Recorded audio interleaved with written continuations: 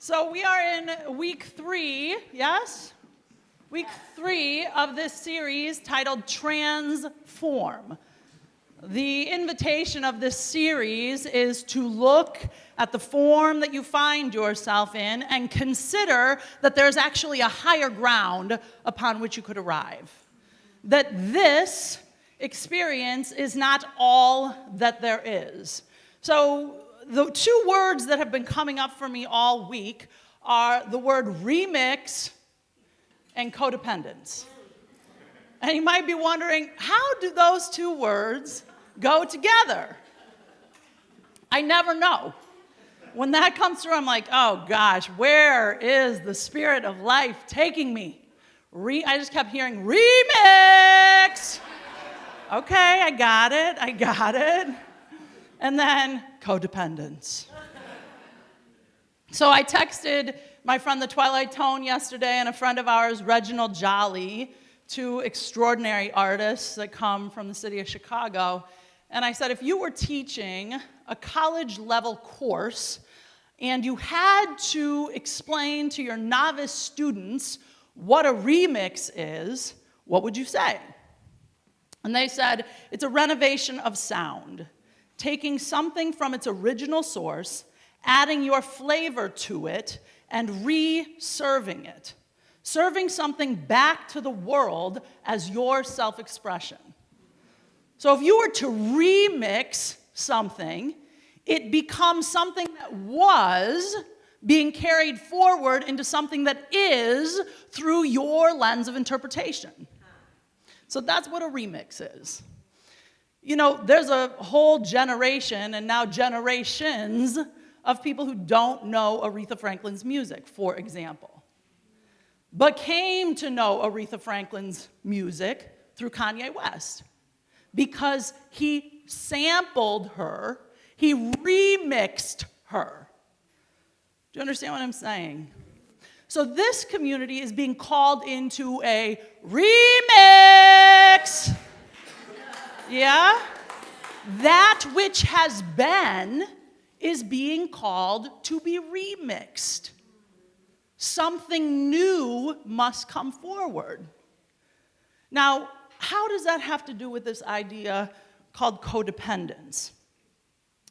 From the book Conscious Loving by Gay and Katie Hendricks, it said, codependence is an agreement between people to stay locked in unconscious patterns. Co-commitment is an agreement to become more conscious. So we could remix the part of ourselves that's been in codependent relationship into a new idea of co-commitment. Now, I see for me how that exists here in community. I'm asking you to see, how does that exist perhaps here for you in community? How does that exist for you in your relationships? How are you in a locked pattern of an unconscious state with another person, place, or thing? See, there's a kind of collusion that occurs when we do that. See, if we can just stay sleepy, then we don't have to deal with the real thing. The challenge is that becomes increasingly uncomfortable. And actually, you begin to diminish your life force energy. You and I are here to be vibrant and alive. If some aspect of your being is feeling tired and exhausted, that is an indicator that there's something to explore there. Your body is a kinesthetic tool that will never fail you. It will never fail you so long as you develop a conscious relationship with it. So if you are at the effect of your body, my body's hurting. Oh, that's not what I'm talking about. Your body is giving you an indication of something. Are you listening to it? Your relationships are in the realm of body. They're giving you an indication of something. So where am I, where are you in unconscious patterns? See, our entire existence is made up of patterns. This thing called evolution is the moving forward of patterns. So Aretha Franklin puts out Spirit in the Dark. 45 years later, Kanye West comes along, and he takes Spirit in the Dark and creates a new pattern called School Spirit. Patterns are always being created. What are the patterns that you're creating? Do the patterns in your life serve you and support you, or do they exhaust you and deplete you? That's the invitation, just to explore that. Ralph Waldo Emerson says it like this: God will not have the work made manifest by cowards. So if the word God trips you out, you can just, he also said, Ralph Waldo Emerson also said, God is love. Those words are synonymous. So God will not have the work made manifest by cowards. Love will not have the work made manifest by cowards. What is a coward? One who is afraid. One who does not take action because they are afraid. So where in your life might you be experiencing unconscious patterns which, by virtue of them being unconscious, must be rooted in fear? Where are unconscious patterns animated by this thing called fear? Where are they alive in your life? Because here it says, God will not have the work made manifest by cowards. There is a body of work that is to come through you. But it won't if you're a coward. If you're oriented by fear, if your cosmology of thought is undergirded by fear, the work that you are here to bring manifest to will not be amplified, will not be animated, because you have a false loyalty, as my good friend Tony Anderson would say, a false loyalty. You got to get that. You have a false loyalty to fear. So my practice right now, and really it's an active practice, is to look at the places and spaces in my life where I am in an unconscious relationship with fear, such that I am making choices from codependence. If I am selling myself out, that's an area of codependence. If I'm willing to do something for you at my expense, it's codependence. Map that onto your life. Where am I? See, you can take care of you and give to others. But you'll run out of steam if you do it from codependence. If you do it from co-commitment, where all of a sudden we begin to relate to one another as allies. Wow, what could be possible? That's a whole different game. So my intention is to invite you into a practice of where, when discomfort arises, consider it an invitation for something new to emerge.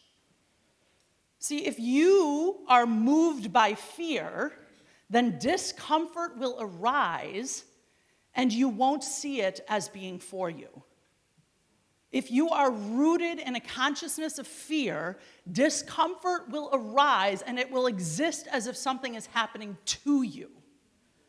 Imagine that discomfort is what is required for your next evolution. I know that to be true for me. Doesn't mean I like it, by the way. I'm not suggesting you have to like it, but to resist it is to create suffering. I'd love for us to pay attention to the ways that our patterns are undergirded by scarcity and obligation. So one of the things that's happening at Bodhi right now, which I would love to accelerate, but I'm surrendered to this practice, is really asking, who do we want to be? And what do we want to do? And we're asking that first and foremost at a staff level and at a board level. Because, as you know, we're moving out of this space July 31st.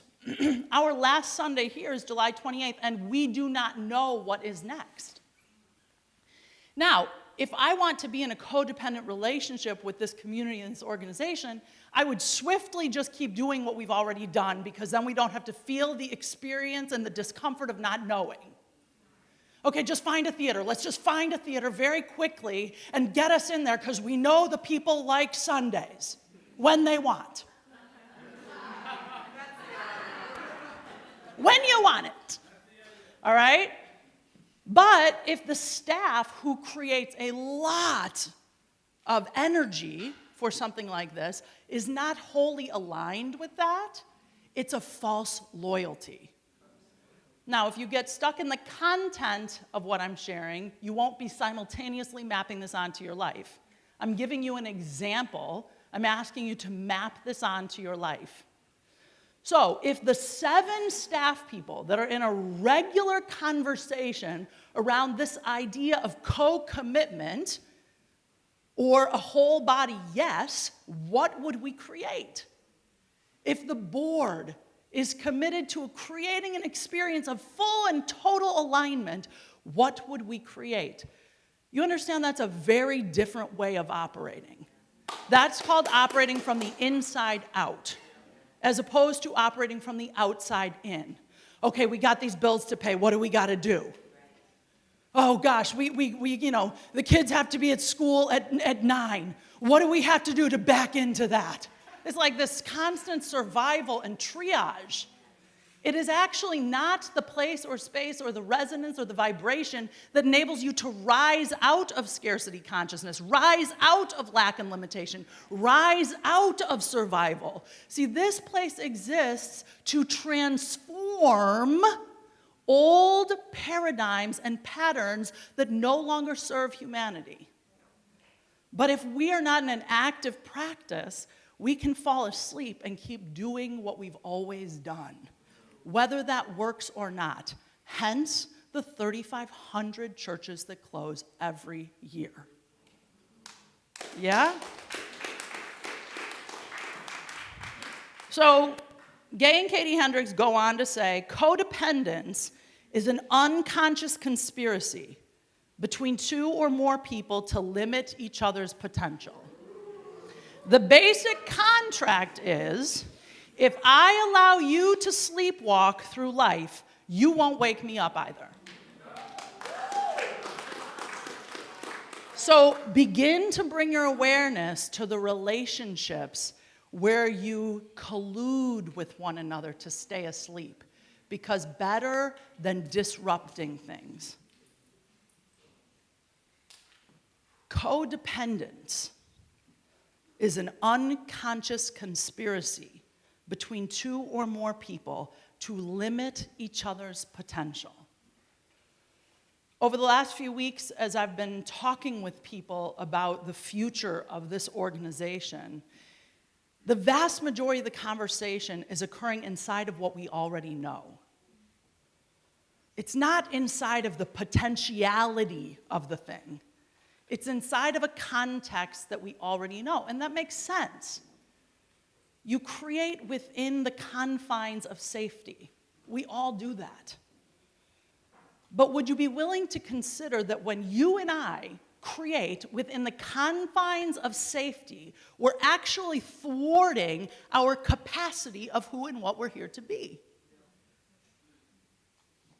So, I've spoken before about this way of walking in this dimension of reality as if you're in a perpetual treasure hunt. Ooh, I wonder, what could be here?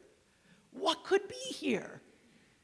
And there are 2 vibrations to do that from, speaking in binary terms. If you're familiar with the book, I think it's a Dr. Seuss book called Where is My Mother? The little bird leaves the nest.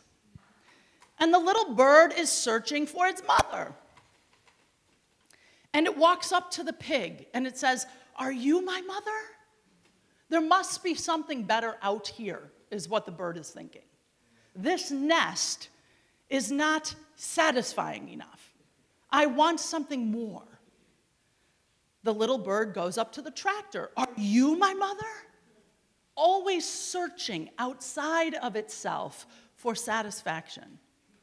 It goes through many rounds of this and realizes, I think I need to make my way back to my nest and find my security, approval, and control, which is always within me. It's not out here. So that's one kind of searching. That's not what I'm talking about. So you could look and see when I'm on a treasure hunt of life, am I coming from a fear-based orientation, or am I coming from a curiosity, a wonder, an aliveness? For me, I vacillate in this all the time. Unfortunately, it is not an experience of once you have it, you got it. It is a practice. It is a constant practice. So, we are in a remix right now. And I'm asking you if you would go through this remix with co-commitment instead of codependence.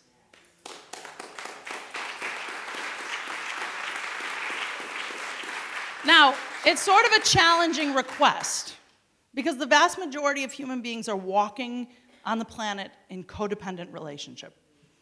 So I'm asking you to do something that is outside of the normal pattern of behavior. Would you be willing to hold a high idea for yourself first and foremost, and then for this community, that all of life is an unfolding, beautiful, glorious demonstration? I wonder what this will look like. Our intention is to not have a Sunday experience after July 28th. We're not sure when or what will happen thereafter. We will have an experience. We don't know what or where or when it will be. And again, if we create out of fear, we'll run to solution, and that may not be the highest and best idea. Does that make sense? So, what we know for sure is that by October 1st, we'll know something. That's what we're committed to. By October 1st, something will be known and revealed. And you might be saying to yourself, why do you have to wait till October 1st if you don't know what it is anyway? Why don't you just say August 1st?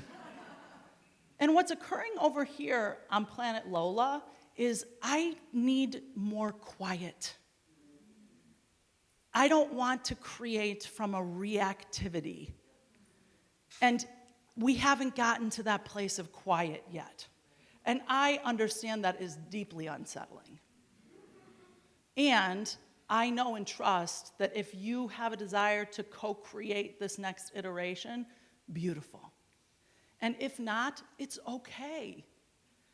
There are wonderful communities like Cityside, like Unity in Chicago, like Christ Universal Temple. This place is not going to look like it has, though, for a variety of reasons. I have been in a codependent relationship with this place,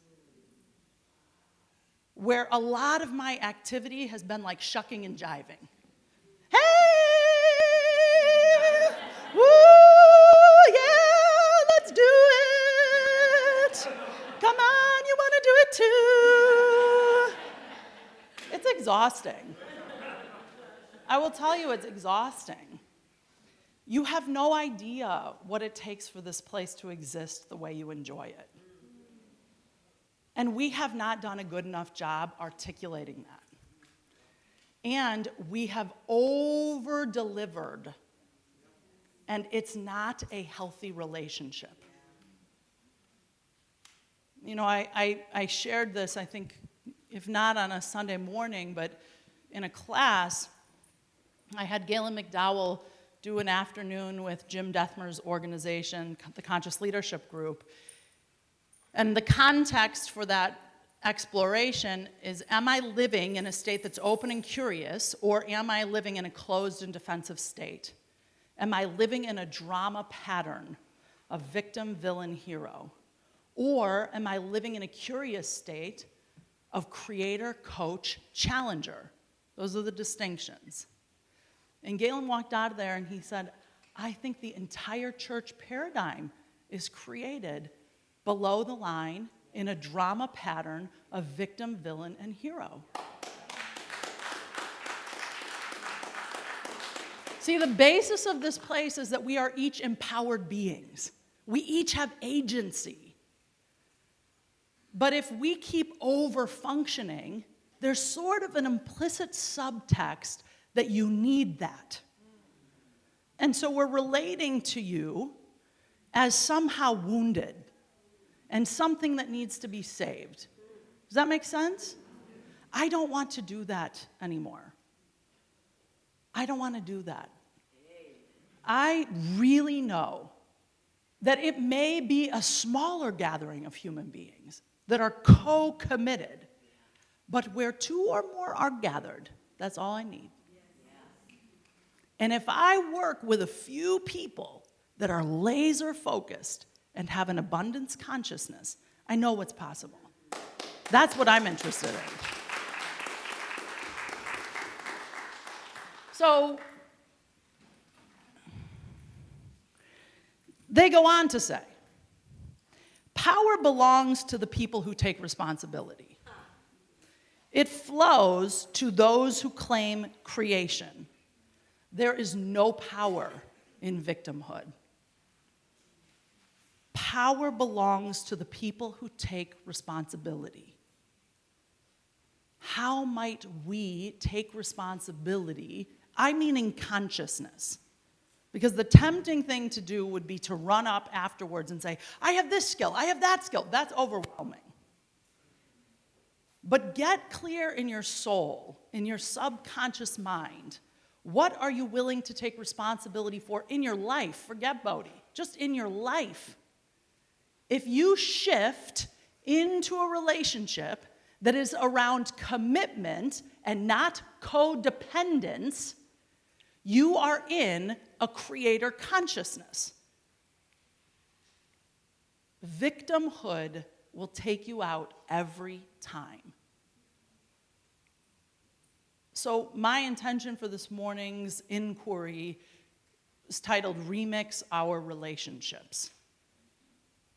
Where in any of our relationships do we need to remix?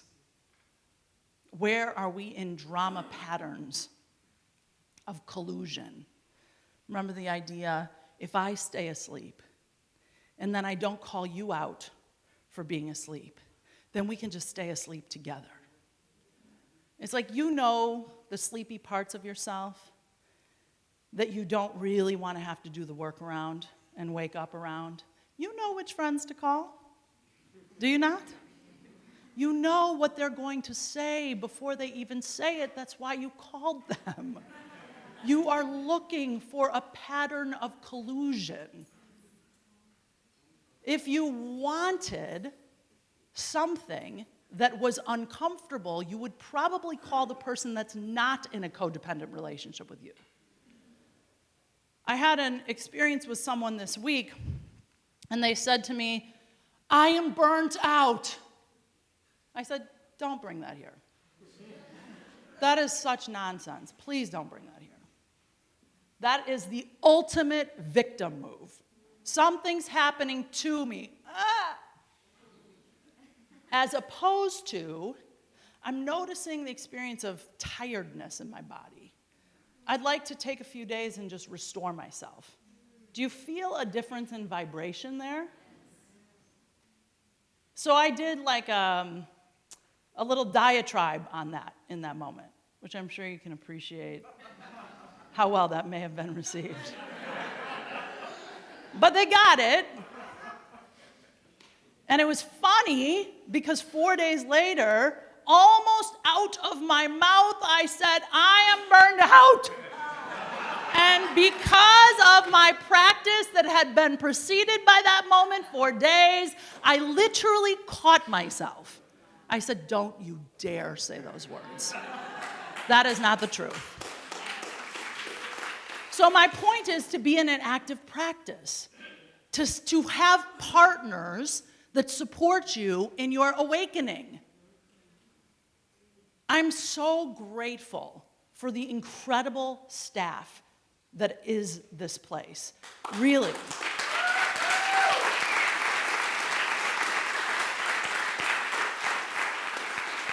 If you were to watch Joan Coletto, Linda Jackson, Tony Anderson, Nick Cartwright, Trey Royal, Amira Tatum, Abby Sutkiss, Jay Ratio, have I forgotten any core team member? Margarita Roman. If you were to witness that body of human beings asking all of the most uncomfortable questions imaginable, what if we were to create this next iteration of life, map this onto your life, free of any and all sacred cows? Nothing is sacred that can't be cut off and recreated. You know the scripture to put new wine in old wineskins? What happens? Sours. Something is emerging in the consciousness of Bodhi. Something new is forthcoming. We're interested in co-committed relationships where we call one another forward into the highest idea of self. So for those of you who have an interest in playing that game, the seemingly uncomfortable game with far greater long-term benefits, I welcome you. All right? And please, if you are in a game of co-commitment with this place, hold it high during this time. Hold a high idea of who and what this place is here to be. If you are in a codependent relationship with this place, see a practitioner. They will help you. And most of your people in your life will be grateful too. Yeah? All right. Thank you. Happy Sunday.